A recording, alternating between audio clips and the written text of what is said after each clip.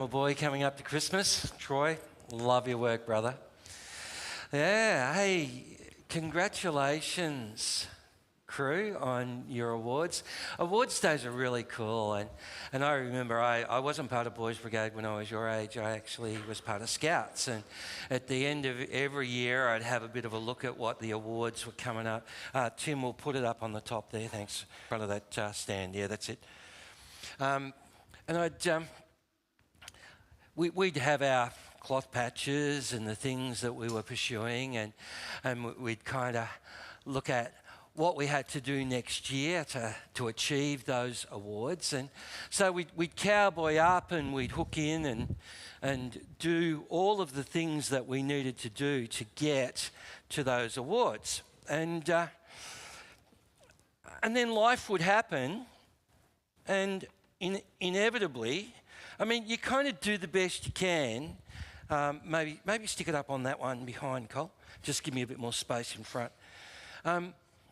Yeah, we'll get this sorted out, team. Here we go. There we go. Thanks, Cole. That's a cracker. That'll do. Yeah, so you'd have a gander at what you were trying to achieve, and then life would happen, or you get crook, or you might miss a Monday night. Our meetings were on a Tuesday night, but you know, when you had to learn a particular knot, the one that I found the most difficult was the bow line. You kind of get a rope and you go down the rabbit hole, around the tree, back down. That's how I used to remember it, how to tie a bow line. And but they're incredible moments that can have a defining impact on our outcomes. Now, I don't know if some of you others here know what that's kind of like, you know, when you, like we're talking about this whole idea about igniting vision, setting some sort of a pathway for the future, trying to see ourselves as God sees us. And look, even when it came to this sketchboard, I kind of had a moment the other night where I ended up putting in one complete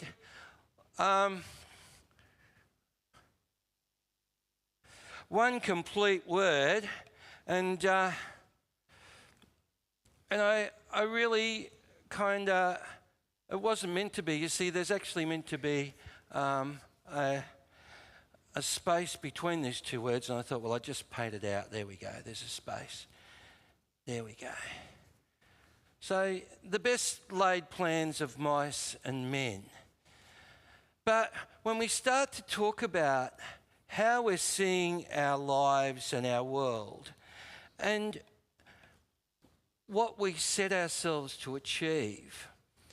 And we have these sorts of moments, and we're looking into Elisha, where Elisha's story, he was following Elijah for a season. He was a prophet, Israel's great prophet. Elijah was coming to the end of his journey, towards the end of his pathway in this world, and he was looking for a successor. So he threw his cloak over Elisha, who was a follower, and actually made him his successor. And so Elisha's response to that was then, he was a farmer, a bit of a dirt scratcher, and he actually had a set of ploughs, which were really, you know, expensive things back in the day, and 12 yoke of oxen, which was a whole heap of beef. I mean, we're talking about, well, nearly Elon Musk kind of wealth here. You know, there weren't that many wealthy people back in that day, but Elisha was one of them. And he actually burned his ploughs and slaughtered the beef and had a community barbecue, and Cole worked out it would have been at least 900 kilos of beef. Work out how many people that's going to feed. That's a heap of people. And so Elisha then, the kings of Israel and Judah and Edom were going out to take on the Moabites, and they were walking 7 days in the wilderness, trying to kind of get themselves ready to take on these guys. And you got that one. And and there was a drought, and it was really, the people were about to expire. And Elisha turns around, inquires of God. God says it's going to rain, but they've got to dig some ditches. They've got to dig some ditches to catch the rain. Now, how am I going to do a 4? A 4 sort of looks kind of like this somehow, doesn't it?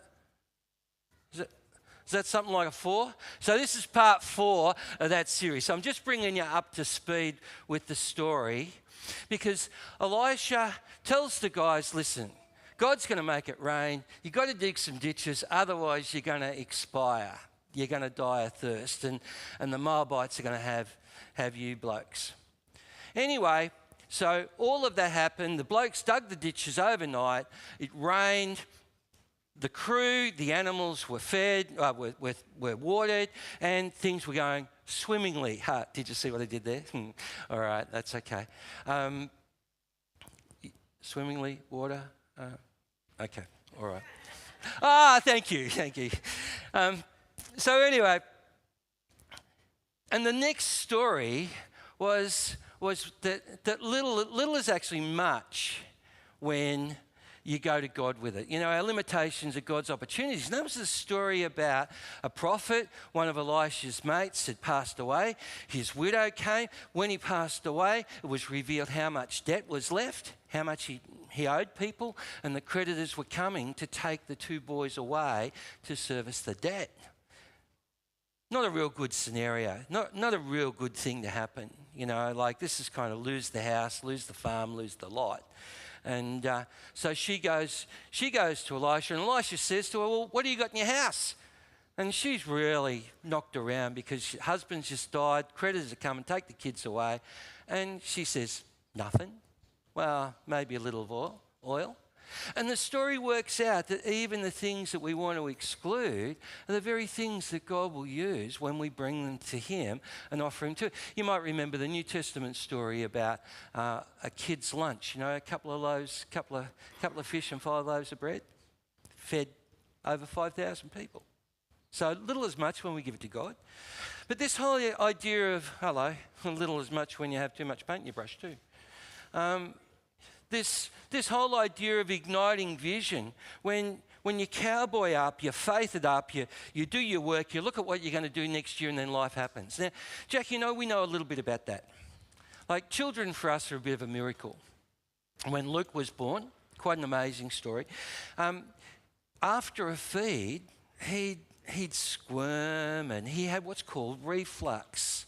So when we put him down to sleep, he'd squirm and he'd squawk, and he'd do anything but sleep. And by, a few weeks of this, we were kind of at the end of our tether. And the only way we could get any sleep, I used to put Luke on my chest, him in the rocking chair. I'd sit up doing my assignments in Bible college at night. Luke would sleep on my chest because he was upright, and the reflux didn't get to him. Jackie used to pray and prayed a lot for Luke. And the thing was, the more she prayed, it seemed like the worse he got. And in the end, Jackie said, you know something? I'm stepping up, I'm faithing up, I'm doing the best I can. I can't do anymore. I'm going to stop praying. How many of us know that one?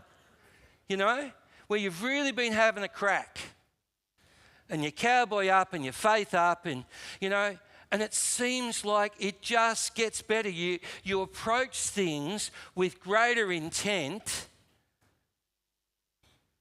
for more crisis. And it's really, what do? You feel like, well, you do what you're told to do, which is you wear your knees out. You get down on your knees and you pray, and it's like your words just fall out. They bounce off the ceiling and come straight back at you. You know what that's like?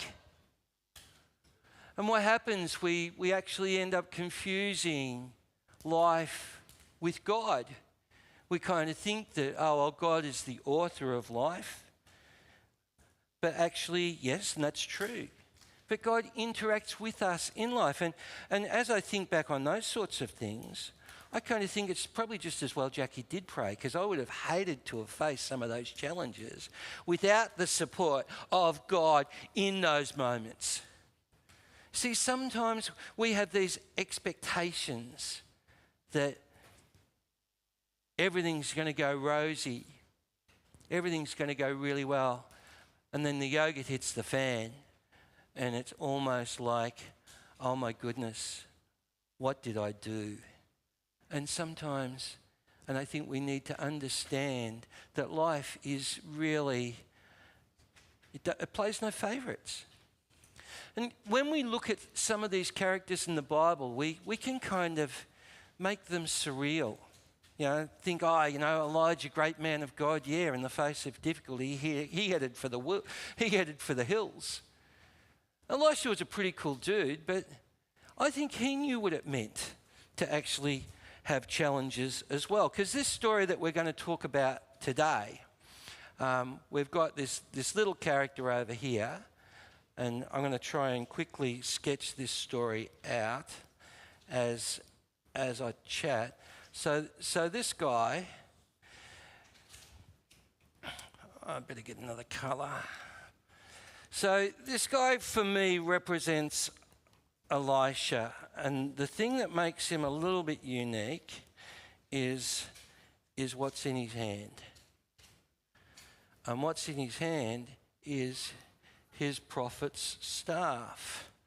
So his staff is actually symbolic of his role as a prophet to Israel. It represents him, his office, but also his authority, that he's a person that God has set apart for the purpose of supporting the life of Israel as it faces the challenges. Now, this character, Elisha, he used to go all over the place.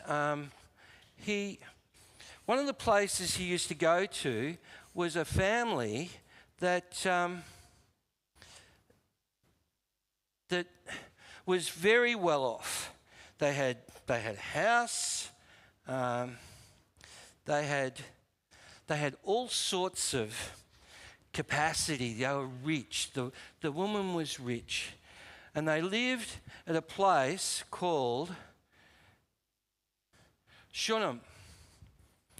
And Elisha went there so often that they built a little room for him up on top of their house in Shunem for him to stay. And Elisha was so appreciative, he actually said to his servant Gehazi, "What can I do for the wife? What can I do to repay their kindness of me? What can I do?" And Gehazi said, "Well, the woman doesn't have any children, so maybe," and Elisha kind of said, "Well, call the woman to me." And so the woman came, and Elisha said to her, "Well, what's this? What can I do? Maybe, look, this time next year when I come back, you're going to have a baby bump." And the woman said, "Don't mess with me, Elisha. Don't do that." But sure enough, when Elisha went back there 12 months down the road, the woman had a baby boy. Now, this boy grew in the family. It's quite an amazing story. He grew in the family. And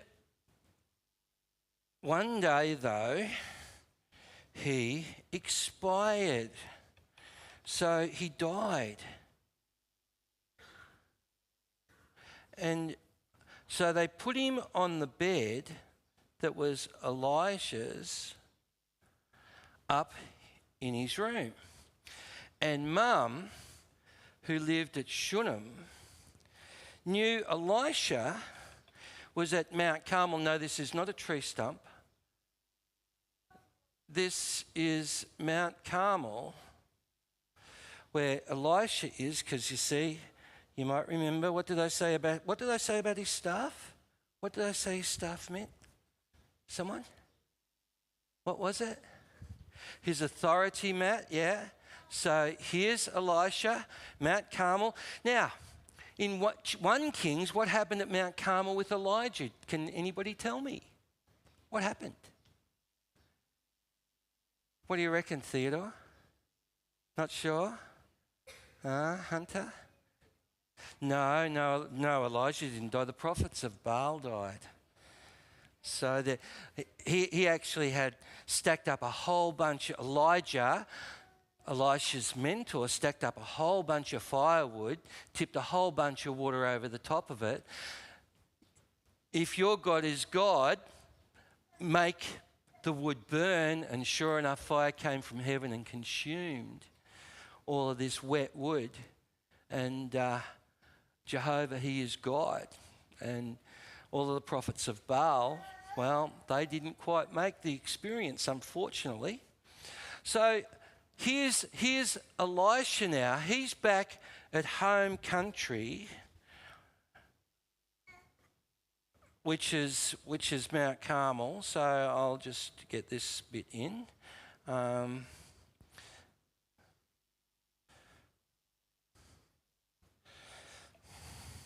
Just so you're not confusing this with a tree stump, okay? It's not a tree stump, it's Mount Carmel.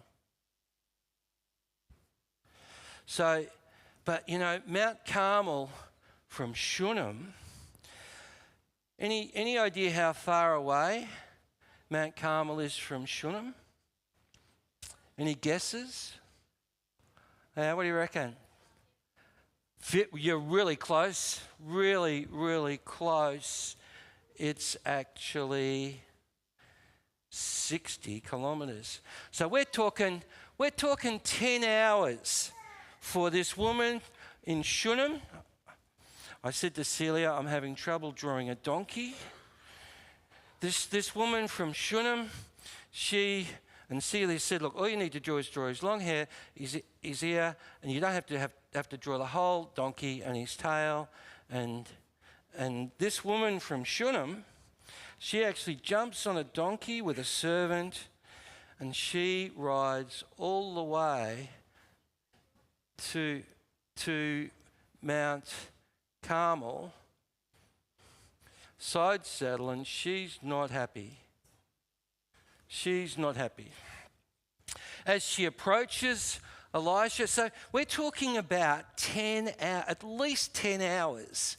So her son has been on Elijah's bed 10 hours, not alive. As Mum seeks Elisha sends Gehazi, sees the woman coming, says to Gehazi, hey, go and find out what's going on. She won't tell him. She goes to Elisha, throws herself at his feet, grabs his ankles and tells her his tale of woe. Elisha, I didn't ask for this. I told you don't mess with me. I told you don't make this hard for me. And Elisha then said to Gehazi, Gehazi is Elisha's servant, says, Gehazi, you need to take my staff and you need to go to the boy and you need to put my staff. So there's Elisha's staff. You need to put my staff on top of the boy, and that'll work. So then Elisha and the woman end up going back, and they see that the young fella hasn't worked. hasn't worked. And I'm pretty sure in that moment, Elisha, now bearing in mind the kid now has been dead for probably 24 hours. He was very, very dead. Sorry to say, all right? 24 hours. And Elisha had had quite a long time to kind of think this through. I can't help but think there's another story in the Bible in 1 Kings 17 with Elijah and the widow of Zarephath and her son who expired and died. And Elijah threw himself on the boy 3 times before the boy was resuscitated. Now, these are really hard things for us to get our heads around these days. Anyway, Elijah. So Elisha, he comes into the room, sees the staff on the boy, hasn't worked. My goodness, what do? 1 strike. So Elisha prays. That's a good place to start, I reckon. Always start with God. Prays, throws himself on the boy a 2nd time. All that happened was his body got a little bit warm. Nothing. But on the third time, the story tells us, there was joy.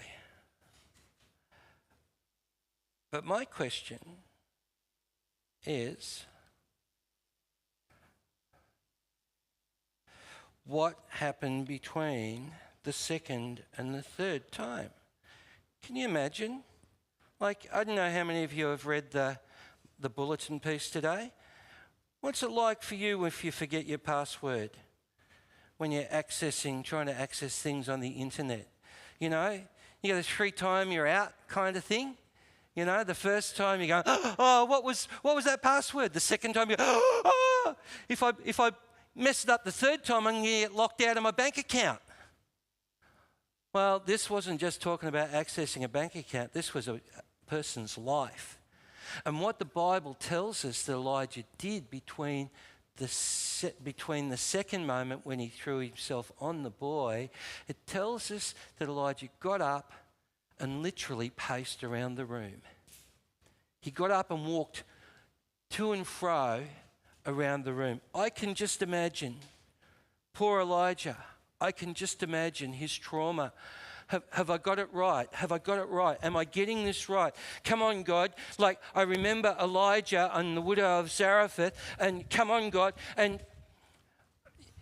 I kind of think there's something earthy and real about Elisha at that point where he says, I ain't got the answers, but I reckon I might know someone who does.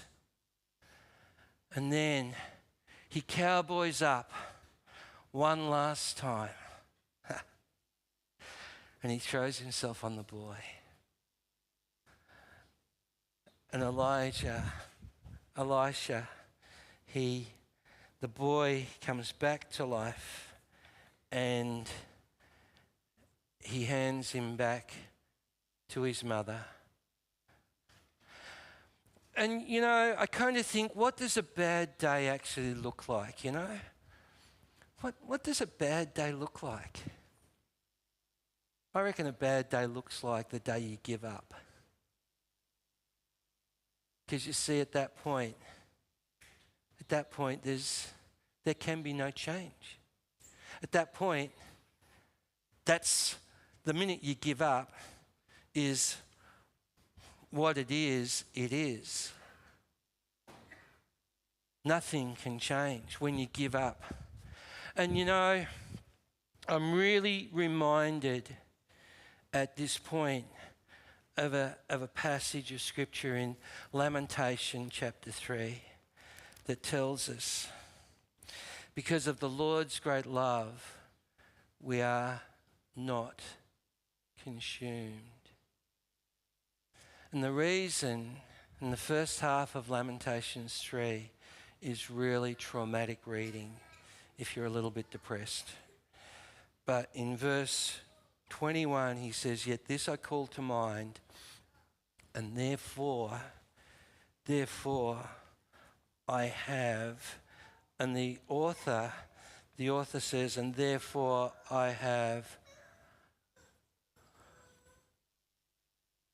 hope.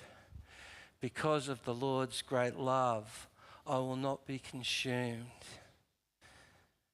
Because the steadfast love of the Lord never ceases, that his mercies never come to an end. They're new every morning. Great is your faithfulness. And so, and the reason I know this to be true, because God has a son who passed away and rose again. In Jesus' passing, he removed everything that was wrong so that everything that is right can be restored and we can be handed back to our parents and know, because of the Lord's great love, we are not consumed. Romans 5:5 says that we have this hope, and hope, the hope we have in Jesus, will not see us put to shame. So, whenever it is that you might be tempted to throw in the towel,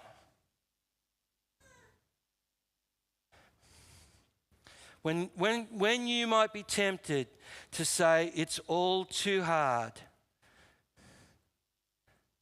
when you might be tempted to kind of pace the decks and say, well, there's nothing more I've got to offer, there's nothing more I can do. Because of the Lord's great love, we will not be consumed. And what that means is that we come to a place in our lives where we can say, something?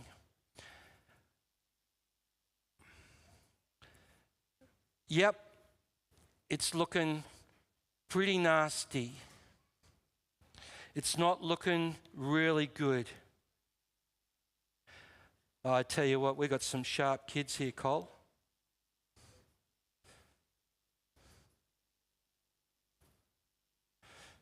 Don't ever give up. There's one of Jackie's favourite movies is the Marigold Hotel movie, where the porter had this little saying. And he said, it will all work out in the end. And if it has not worked out, it is not yet the end.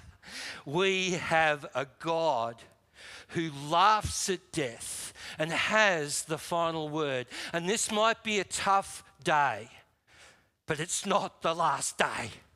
This might be hard, but it's not the end of the story. And these are things that we can face together and encourage one another. Because of the Lord's great love, we have this hope in his Son. Don't ever, and this is what it means, don't ever give up. Don't you ever give up. Let's pray. Because of your great love, Father, and it's hard. I know it's hard. We know it's hard that we come to a point of resolving in our hearts to press into God, to pray, to do all of those things, and yet life is indiscriminate, plays no favourites, and it's like we just keep getting hammered and hammered and hammered. But I'm so grateful in those moments that we face those circumstances with you, because I'd hate to face them alone. I'd hate to face them on my own. And because of your great love, we are not consumed, because your mercies are new every morning. We have a living hope in your Son, who rose, who died among us like we all pass, but who rose again unlike any of us, that we ultimately might be like you. So, Father, I pray for our boys. I thank you for them. I pray for the officers, and thank you for those who are working with them. I pray for their families and their carers and those who are nurturing these young fellas. And Father, I just commend us all to you with gratitude and thanks for the hope that we hold together because of Jesus, that we don't ever have to give up. Amen.